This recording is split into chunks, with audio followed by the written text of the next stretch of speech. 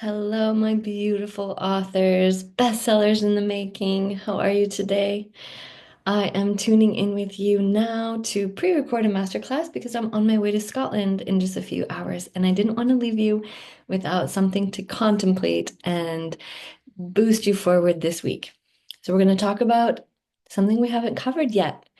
And this is relevant for you no matter what end of the spectrum you're on, right? Whether you're doing your outline or you're editing a manuscript, we're going to talk about endings that echo, how to close chapters and books with resonance, power, and emotional impact. That's the most important part, right? Is that resonance and emotional power. So let me ask you something to start. Have you ever finished reading a book and then just sat there, like not ready to move, not ready to look at your phone, not ready to face the world, because the final line of the book still echoed in your body? Have you ever had that experience?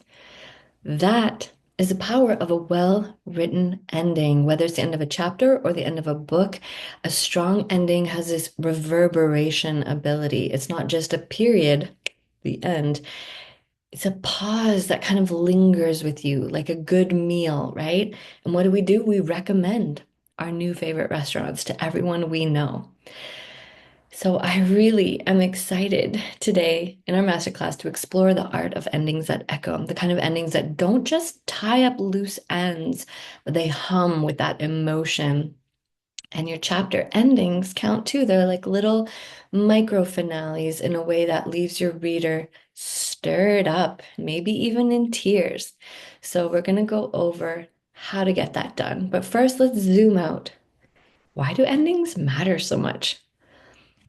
Like I kind of mentioned just now, readers remember how you make them feel at the end.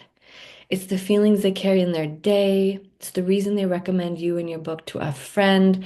It's the moment that your message embeds itself in their soul, right? So it's pretty vital.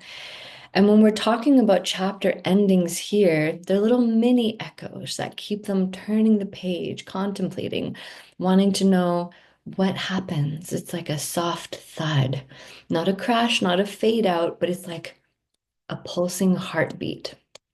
So I really want to make sure that you have those moments.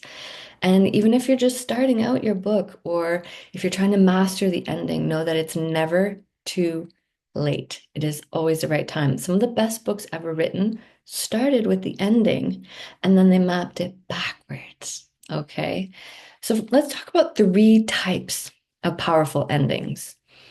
There are a lot of different ways to do this, but there are three kind of types that I find the most potent and that I like to teach, especially for nonfiction and memoir and these sorts of transformational works that we're all collectively working on in our own way. Number one, the reflective ending. Okay. This is like an arrow that shoots out and turns back in. This is a kind of ending that turns the reader inward and asks them, look again. It doesn't just say, and then this happened, and here's what this meant. No, no, no, no. It goes and it says something like, oh, like it opens a door inside. So here's an example. Maybe the last words are, for the first time, I realized maybe it wasn't my job to hold everything together. Maybe I was allowed to rest and see what comes. And then the reader might be like, huh, when have I like ever deeply allowed myself to rest? Maybe I'm craving that permission slip. And so just subtly, it invites introspection. It doesn't have to be overt. So the reflective ending holds up a mirror that bounces the light of your words and insights and your lessons, bounces it back like a reflection. Okay. And so this is the art of not being too obvious.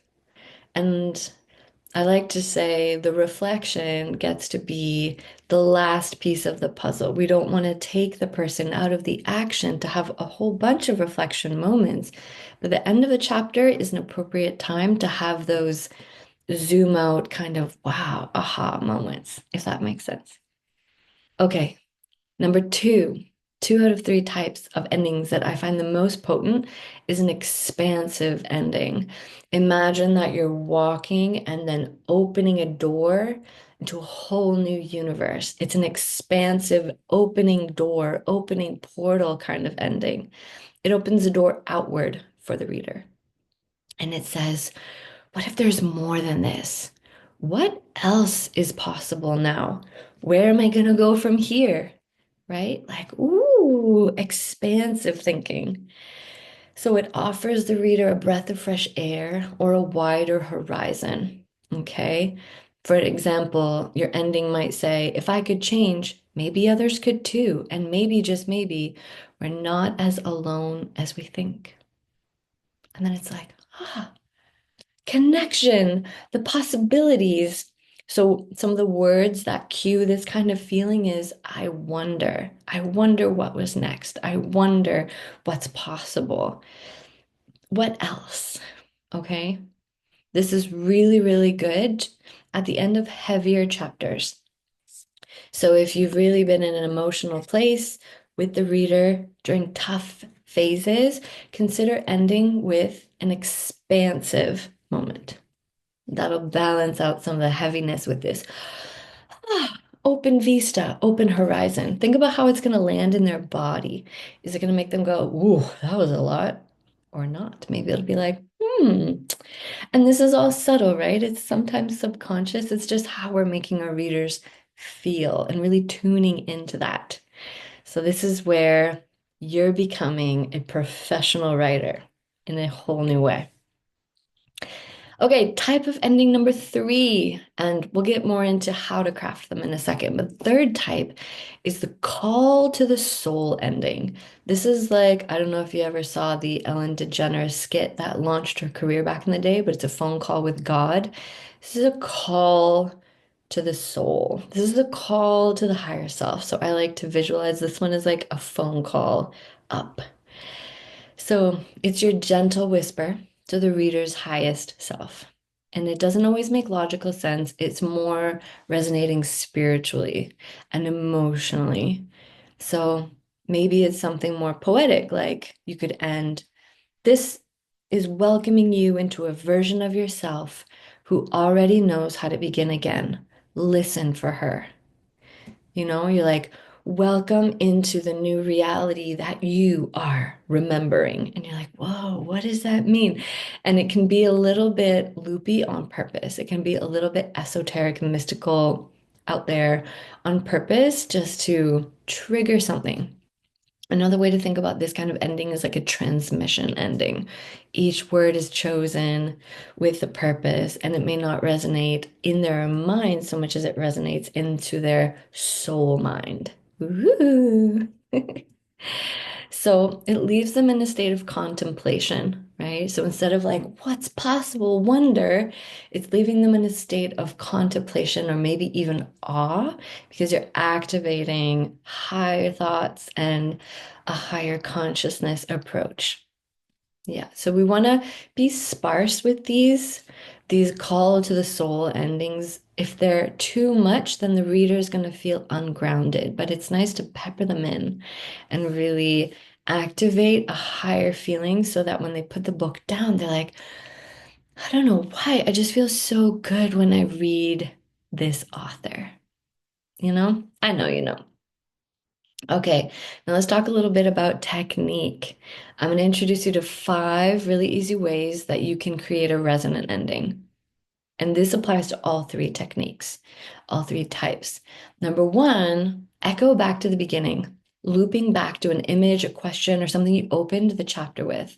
And this creates like a really satisfying sense of closure. So if you were in a particular position on the couch, curled up at the beginning of the chapter, maybe you were in emotional anguish, maybe at the end, you're sitting on the same couch, but you're upright, you're perky, you've got your hair blown out, and you're showing yourself applying for jobs abroad that you've been wanting to apply for over 20 years. And you're like, it's never too late. I'm finally doing this. Okay, so come full circle back to the couch, but your posture and the whole situation is different.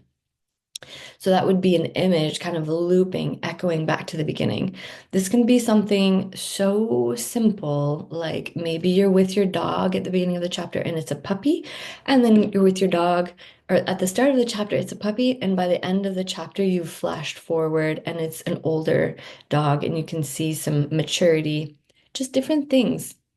Okay, number two. Another technique you can use is short, weighty sentences, okay? Drop the mic, let it land. Something like, but I knew now I could never go back. Boom, drop the mic. So, especially if you're someone who has longer, more flowy sentences, ending on that staccato, sharp note, ba-da-ba. Just think about it like music. And that's really good to use a short sentence at the end. And then like scene close, okay?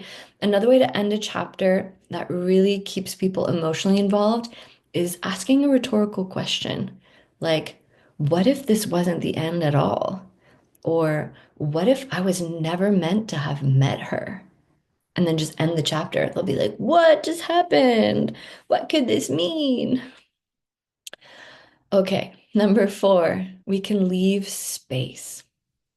What does that mean?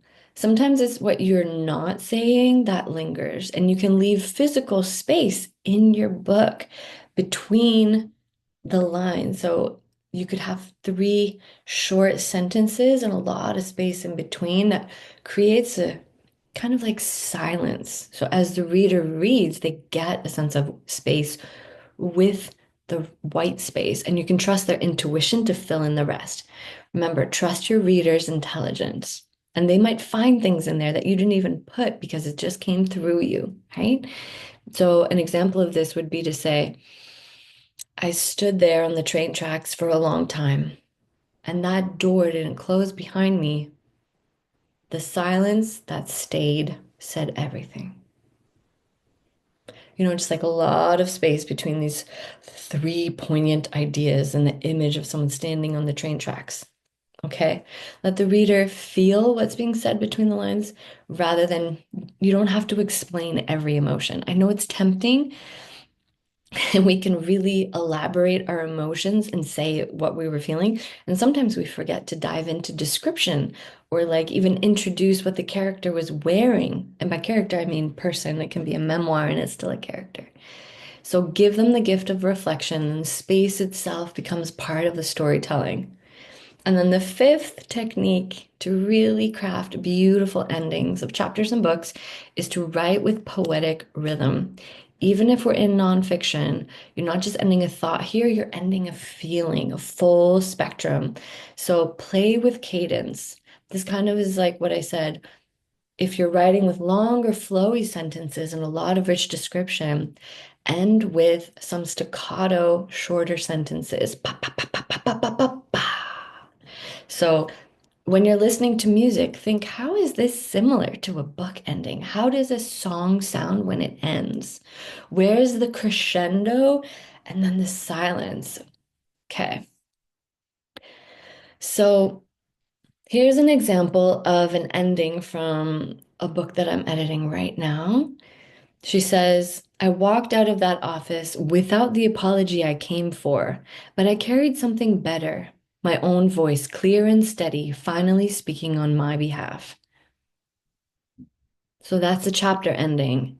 So she was looking for an apology when she went back into the office where she got fired and she was mistreated and she had to deal with HR, but she came out with something better, her own voice. So why does it work?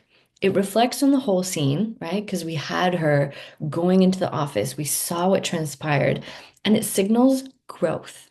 It shows the aha, the before and after. What she thought she needed was an apology. And then she's like, actually, F that. I spoke. I got what I needed, which was permission to speak my truth.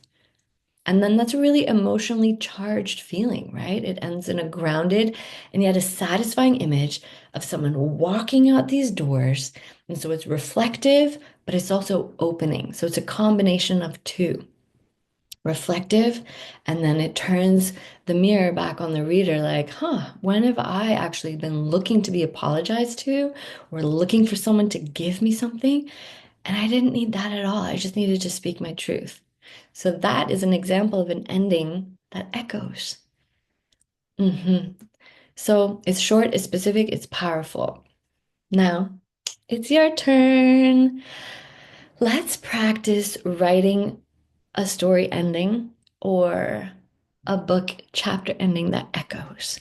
Find one chapter in your manuscript, just kind of flip through intuitively now, or even a scene, scroll to the end of it, and ask yourself a few things. Does this echo or does it evaporate? Does it just kind of disappear or does it have some kind of crescendo and a resonance? Am I ending on insight, expansion, and soul, right? Like that phone call to God. Is this inviting them into that higher place? And then the third question you can ask, what is the last feeling that I want my readers to carry? So it's like you're a chef or you're a musician and you've taken them on this whole sensorial experience. But what is the taste you want to leave in their mouth that they're going to be raving to their friends about the next day? Like, oh my gosh, I just visited that new restaurant and you have to try the tiramisu. We've all been that person.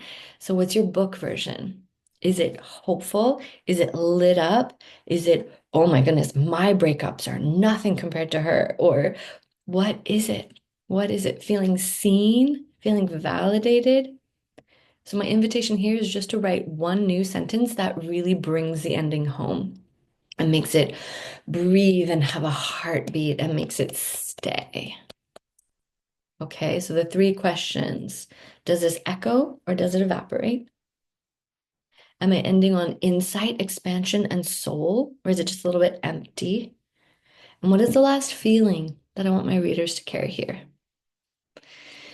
All right, my loves, the way that you end each chapter is an invitation. And it's not just to keep reading, but to keep feeling with you, to trust you, to come with you, to remember your message.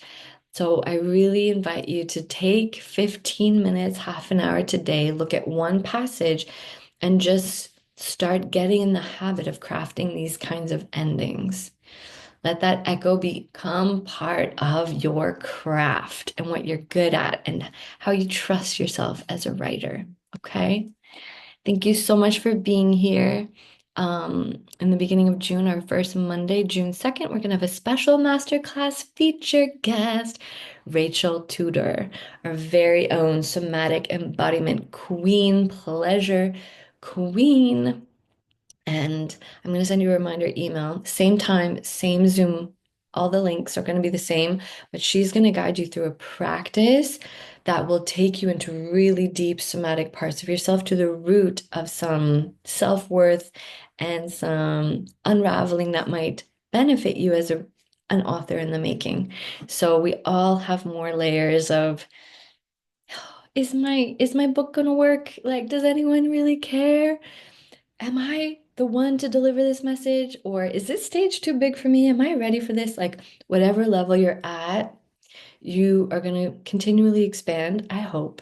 And as we continue to expand, we have deeper layers to go into so that we can shine and bring more light into ourselves. And Rachel is such a legit, incredible guide in this way. So she's a friend, she's a book doula client, and she's now going to be our guest somatic host. So make sure you tune in on Monday, the first Monday in June for the special edition, and then I will be back with you. Mwah! Okay. Comment, let me know if you watched this, if it landed, leave some comments, okay? I'll be checking in as I frolic in the Highlands of Scotland. All my love. Bye.